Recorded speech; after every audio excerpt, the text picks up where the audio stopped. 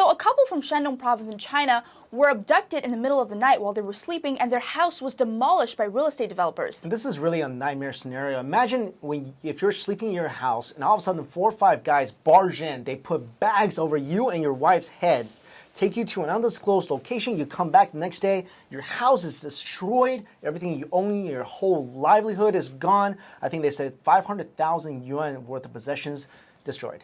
Now in this case, the husband, whose name is Zhang Shiqiang, and his wife Cui Shemei. And to add insult to injury, the couple was naked when they were abducted. And when you guys hear the story, you might think, where does this happen? This must be so unusual, but actually it's not. In China, these houses was called nail houses. And developers actually coined this phrase for houses that they wanted to buy, but the owners of the houses do not want to sell, usually because they're being really lowly compensated.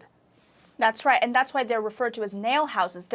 What they're comparing it to is like this house is a nail in the wood and can't be moved. They actually apprehended the mastermind behind this case, and it turned out to be the developers. But not too much punishment will probably come their way.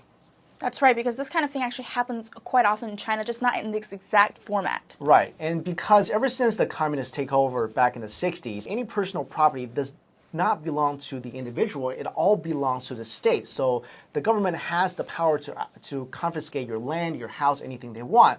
In 2007, actually, China did pass a law.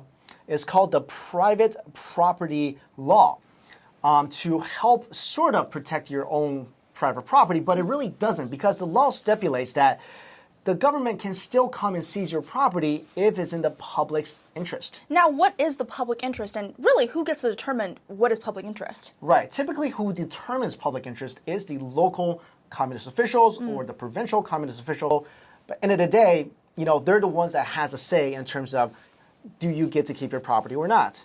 And one day they can just come to you and say, look, we need your property, we're going to take it. They don't even have to give you a very clear reason why. And actually, the most notable case of seizing private property in China was when the Beijing Olympic was happening and they needed to build the bird nest stadium. And because of that, hundreds of thousands of people were displaced and many very, very, very lowly compensated. That's right. So what do you guys think about this issue? Did you know that this was going on in China? Let us know in the comment section below, and don't forget to like and subscribe and check out some of our other videos.